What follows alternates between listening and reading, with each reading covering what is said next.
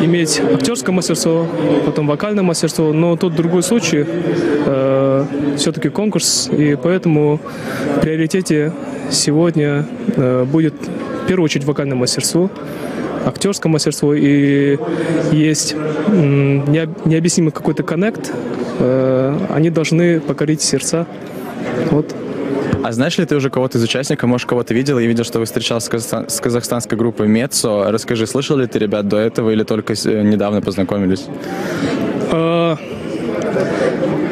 Я виделся с ними лет 5-6 назад в Казахстане.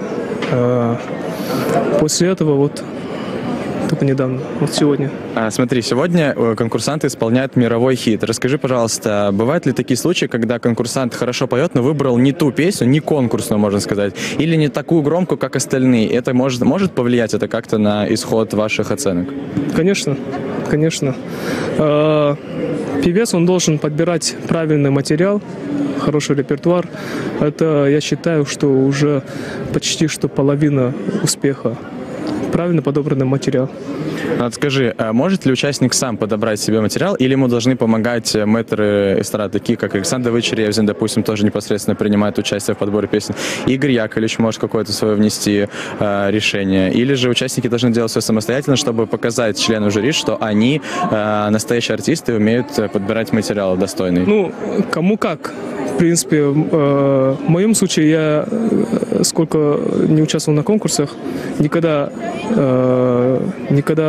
за советом не обращался. Я сам подбирал себе репертуар и на проекте I'm Singer там, или там на других больших международных конкурсах. А кому-то необходимо обратиться. В этом нет ничего такого, потому что певец, он не обязательно должен быть еще музыкальным продюсером. Он исполнитель. Конечно же, хотелось бы, чтобы певцы становились еще достойными музыкантами. Смотри, Димаш, совсем скоро начнется конкурсная часть, не будем тебя задерживать, проходи дальше. И спасибо тебе большое за то, что поделился своими секретами. Спасибо. Да, спасибо. Димаш рассказал все-таки, как он будет оценивать участников, и мне кажется, если они прямо сейчас смотрят нашу трансляцию, то они могут еще как-то подкорректировать свое выступление, и мы посмотрим на них совсем скоро.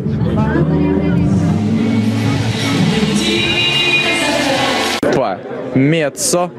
Друзья, проходите сюда. Мы еще успеем с вами обязательно пофотографироваться. Продолжается наш марафон участников. Расскажите, вы коллектив, который выступает уже, как мне известно, больше 10 лет. Ну, плюс-минус. Да, ровно 10 лет. Сегодня, 21 числа, 10 лет ровно, выступает группа Мецо. Отлично, отмечаем праздник, с днем рождения.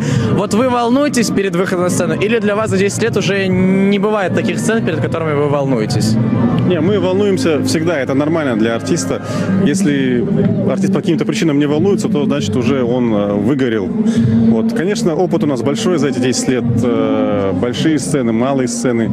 Но опыт конкурсов все-таки он не так часто бывает. Тем более такой уровень, как «Новая волна», когда такие замечательные судьи, полный зал людей. Конечно, волнуемся. И это волнение мы трансформируем в силу и мощь вокала, который прямиком попадет в сердца жюри и слушателей.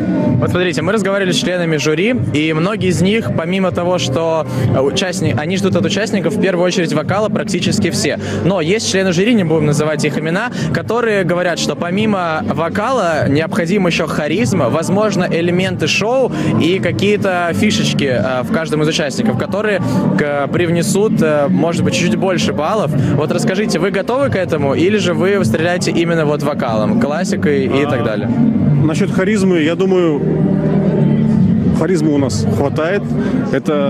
Харизма не обязательно должна быть, знаете, прыгать по сцене и там совершать сальто. Харизма может быть просто такой мужской. Чувствоваться, мне кажется, больше энергетически. Да. Самое главное просто петь от души, быть собой. Песня зависит. Да, потому что здесь шоу как такового не может быть, потому что сцену нам сделают меньше, и всю концентрацию нужно собрать на себе. В этом плане, конечно, нам проще, как группе, нас 4 человека, и энергетика 4 людей намного... Мне вот трудно смотреть на сольников, они очень сильно переживают. Мы за это время так сдружились, И я вижу, как они переживают. Если бы я сам сейчас вышел сольно на сцену, я бы, я не знаю, я бы не смог просто. Ну и последний инсайт. Мне один из ваших участников, тоже не будем тыкать пальцами, рассказал, что на открытии вас практически заставили силком сфотографироваться с Димашем, еще и с казахским флагом. Почему для вас это была такая, как можно сказать, каторга? Нет, вот здесь нас заставили. Мы с удовольствием там сфоткались. Потом нас заставили с флагом. Нам неудобно, потому что он же жюри. Поэтому...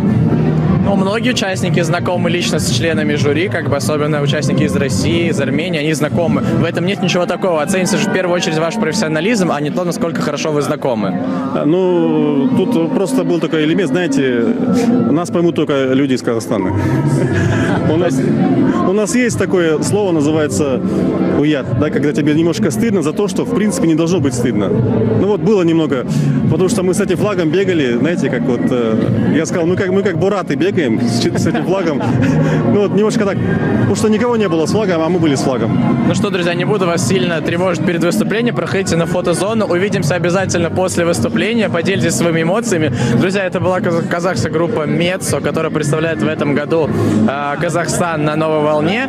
Друзья, мне кажется, что участники все прошли, получается. Возможно, кто-то еще к нам добежит, вот, но пока что мы переместимся на зону бэкстейджа, где нас ждет Настя. Настя, у тебя есть что-то интересное?